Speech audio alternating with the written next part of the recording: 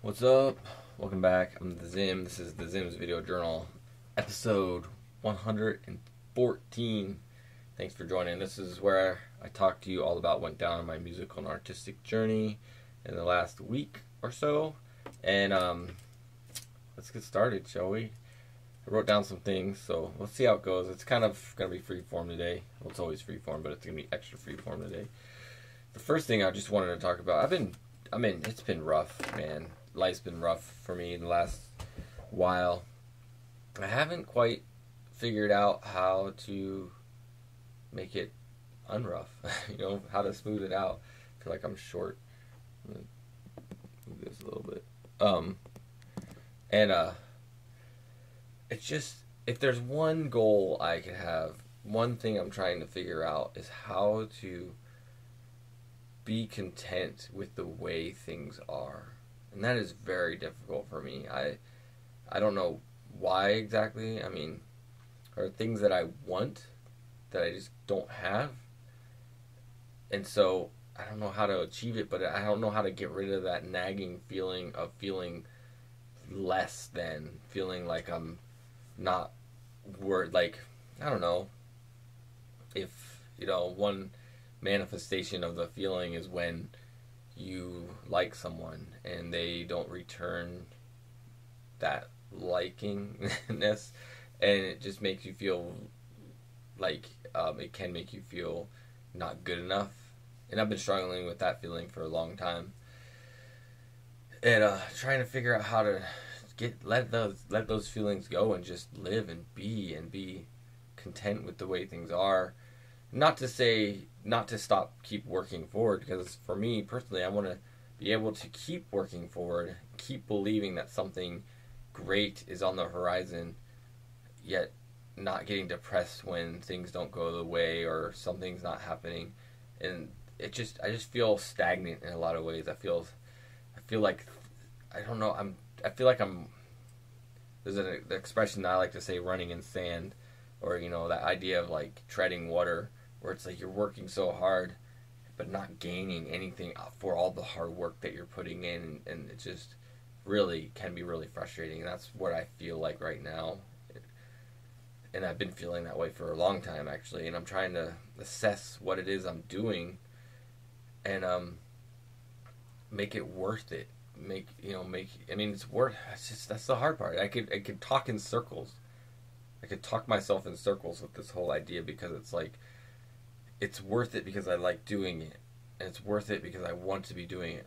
But it's like, the amount of people that are reacting to what I'm trying to do and create is so small that it's like, come on already, in a lot of ways. So it's very frustrating. And then I'm honestly, right now, I know, if I'm truthful, if I'm honest with myself and what's been going on in my journey, I'm burnt out. I'm straight up burnt out. And I got really burnt out a few weeks ago. Like, I got burnt out so much that I was like getting almost sick through it. And my anxiety and depression was off the charts. But I've reeled back a lot. I'm getting a lot more sleep. I'm going to bed earlier. But I can't stop. I can't not go to my day job. And that's where a bulk of my depression and burn and just kind of frustration with life is the fact that I've spent so much time somewhere I don't want to be, and when it comes time to do the things that I want to do, those are the things that need to get sacrificed so that I can just maintain, not getting sick and not getting overwhelmed and not getting burnt out. Is I have to do less music and I have to make less art and that kind of stuff. And it's really frustrating, and I don't know how the balance, for me personally, the life balance is way off. And I have a hard time that, like, my mom made a comment not long ago with something like, you don't want to give up your music in order to create something else. And it's like, yeah, you're right, because the music is what I want. And I'm realizing, I was like, and I just know I need to do more of it. But it's like, where do I have the time and where do I have the energy to do more of it? It's not there. And it's really frustrating for me, and it's really, I don't know. I'm just hoping that these small little steps I'm making toward the goals I have, which is just doing more with my music and art, and the small little steps I'm taking every day, I take a tiny, just inch step toward this unknown goal, really. I guess maybe that's part of the problem. Maybe, well, I mean, I have lots of goals, but these unknown goals, what is going to manifest? I don't know. I just hope that there's something out there, because it's not clear to me. I mean, I'm working on the recording for the Zim and Arock is the next thing, but trying to build the energy for that. Like you heard last week, there was a lot that went down around that. I can't record loudness in this studio space here. I have to go somewhere else, and that really got me down. So my neighbor got on me, but last Sunday I managed to go to the rehearsal space and record for a while, and hopefully something turned out, because I mean, it's like the way I work, my personal process for working with music is I'll record it and then play it back and really just and listen to it. But in the rehearsal space, it's like I don't have the studio, I don't have the setup there, and it's just kind of like fingers crossed that I got something good. I haven't actually listened back to any of what I've gotten because I haven't had time to, but I don't know, we'll just keep it going. But then the last time I practiced, we played through, and one of my workmates that's also a local musician mentions, no, it was actually Jeremy Lightfoot, local musician. I was talking to him about the process that I record, and he mentioned something about it'd be great to have, if you could record the drums, like if you could record live together, and that's not the way we work. It's like this time I'm trying to record everything myself, but during last practice it got me thinking, well, maybe we should try it. Maybe we should try to just play our set, or play our songs live together and see if what's created through that. I don't know. There's a lot, and it's just having to do it all ourselves, and it's a lot of work, basically. Going back to what I was just saying, it's a lot of work with feeling burnout and feeling exhausted. It's hard to do. It's really hard to do. But I'm trying. I'm doing it. Very slowly, but I'm doing it. So a couple things to mention as well this week is coming up this weekend is Brody Nation. So I'm hoping I don't know. I'm hoping you'll come out. We'll do that. I'll put the link to the event in this description of this video. I've been doing this music thing for so long, to so few people actually coming to our shows and things like that, I just was like, we'll play our hearts out, which is interesting. I discovered a new band last week called Death, and this idea of tapping into, so this plays into what word on the street and how I'm listening to music more these days, and I'm recognizing that I'm not listening to music so much on whether I like it or not. And it kind of, I mean, that's part of it, but it's like, it more has to do with the emotional if I feel like the person that's performing on stage is expressing themselves in a true and honest way, and their emotion and what they're doing comes across to me. And it really has nothing to do with skill level, quality. It's like, I don't know,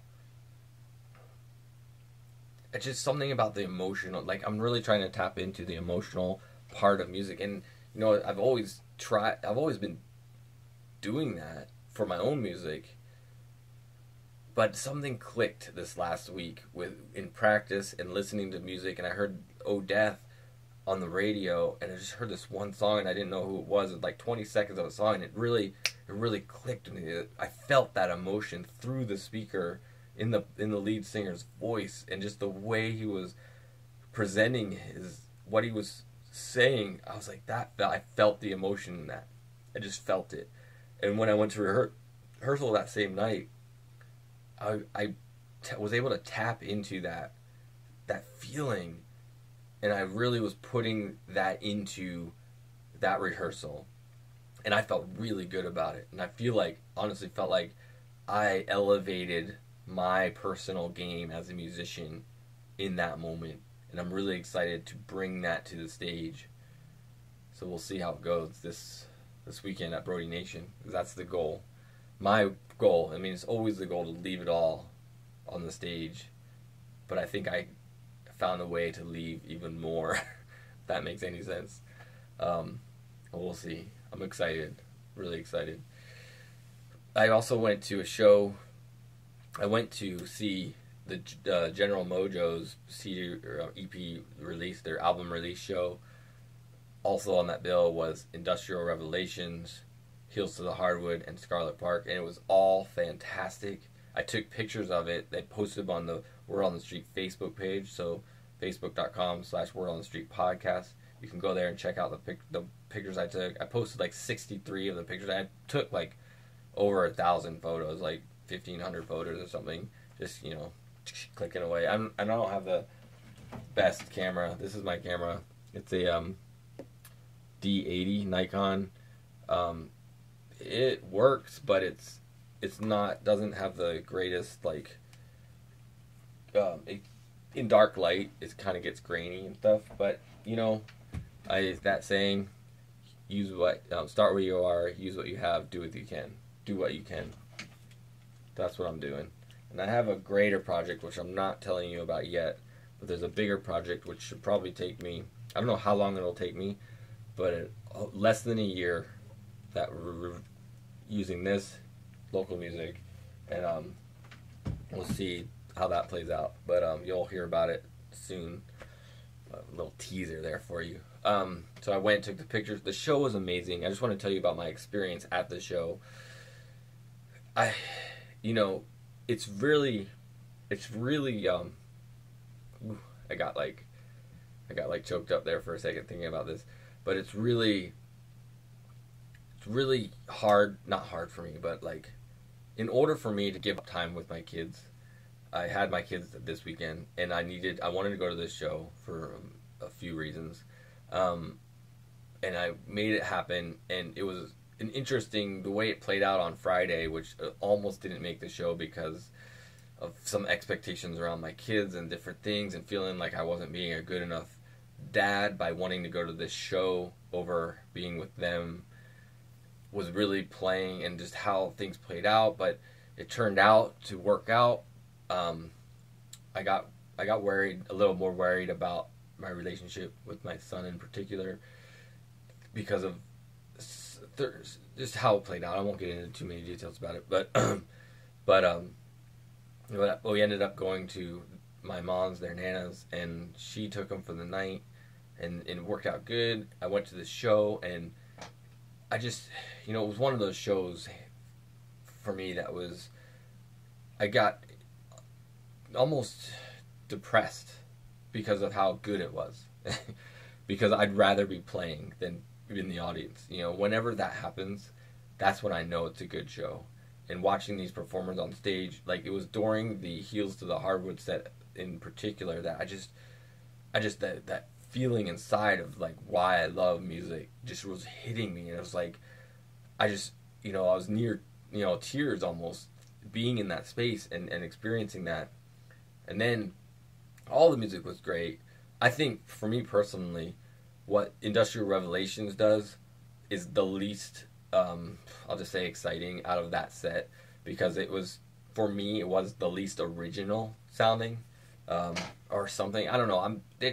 They're jazzy, and they got a little more free form, which I like. I like it to lay in the groove a little harder, and they're just not my thing, personally.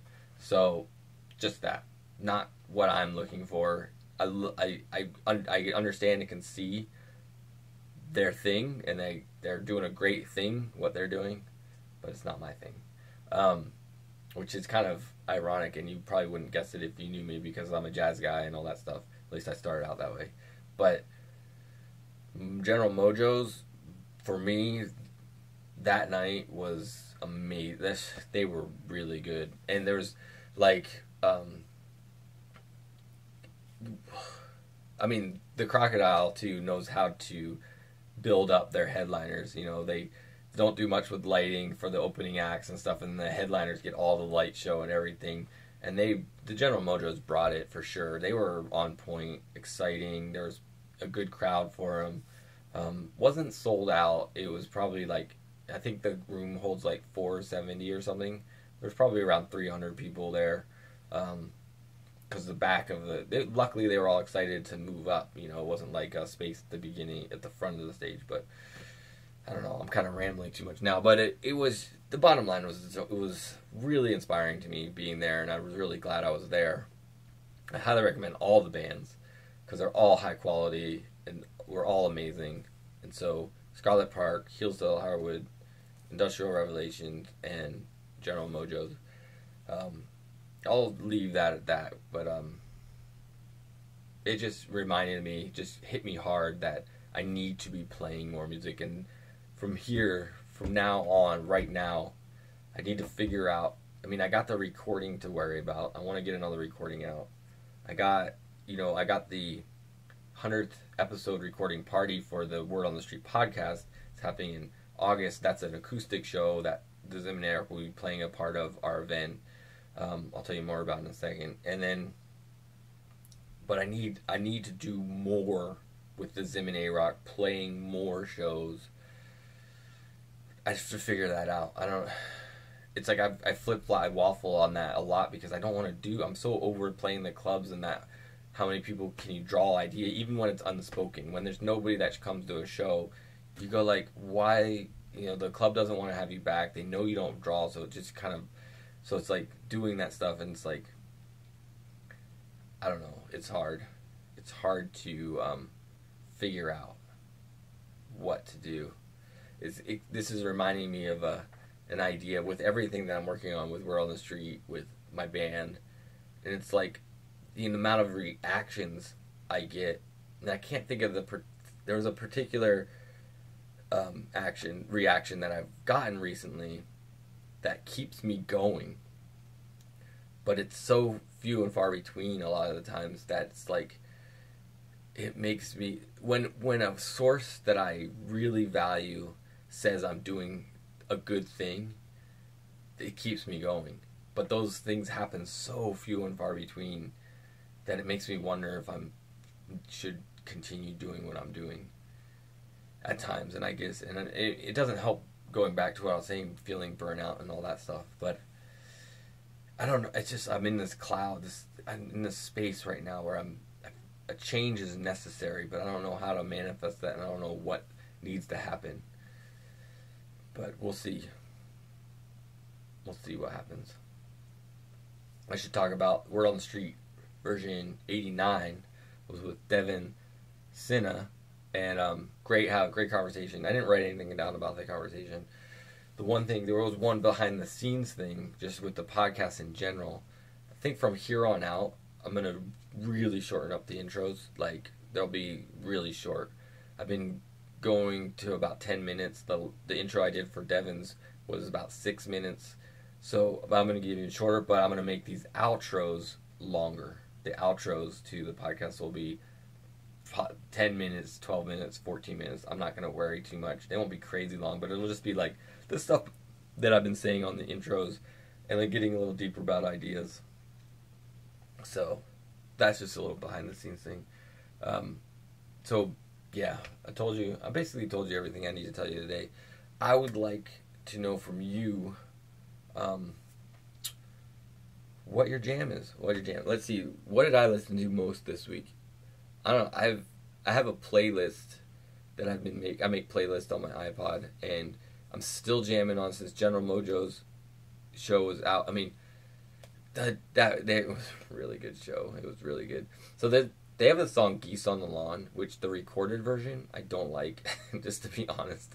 But their live version they played at the show was like, that I can get into. So it was interesting, like, the difference for me. It was just had the right, it was like different. But anyways, the Don't Feed the Bird song, still jamming on that. And that's like, that song is on the playlist. I have that one. I have that Good Husband song, Wheels Fall Off, is on that playlist. I have C-Leb and the Kettle Blacks, Another Man's Son, which I'm so jamming on. That's such a good song. It's probably that's my favorite of all the C-Leb and Kettle Black songs. I've been going back to that song a lot, so I put that on the playlist. And what other songs? I mean, there's a bunch on it now, but those are the ones I can think of off the top. The Susie Sun song I talked about last week.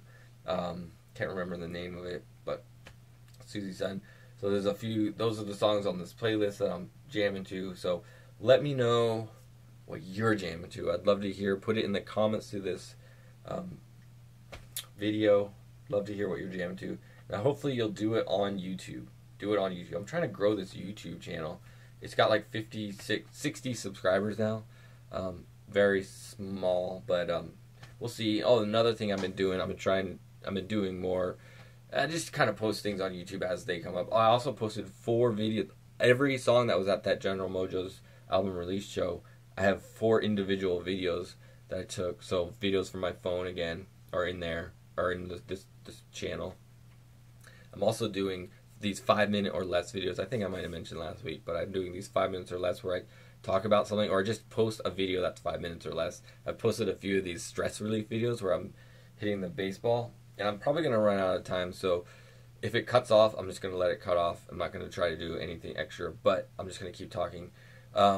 This was Video Journal episode 114. Thanks for joining. And the last thing I'll say is, the person that I want to be, you know, honestly, I get people that tell me they like my positive attitude about things, and they see that a lot. They see me as a very positive person, but internally, there's a lot of worry and doubt and frustration and anger and just all these these feelings that seem to rule my mind. And I'm thankful that people in the external world see me as a very positive person, because I'd rather live into that. And whenever I see somebody else that's complaining or feeling bad or doing that, luckily I see that and I go, I don't want to be that, and it shifts my attitude so quickly that I'm more positive. Whenever I'm around somebody that's negative, I'm like, I don't want to be that, so I'm going to be positive. So that's that. But because of that internal self-doubt and stuff, I've been doing these baseball videos where I just go to the park and hit the baseball, and looking at myself through the camera doing that person looks like a strong person, looks like the person that I want to be. And I've been going throughout my days, like, thinking, I put that picture in my head and I say, be that person, that strong version of me, that look, just the camera angle and hitting just the strength, see my muscles in my arms, and I just look like a person that I want to be. So instead of feeling weak and feeling shy and feeling not good enough, I put that picture of that man playing baseball in my mind, and that is me, and I go, that's the strong person I want to be. So anyways, thanks for joining. I'm the Zim. We'll catch you next week. Let me know if you have any questions for me. I'd love to talk with you.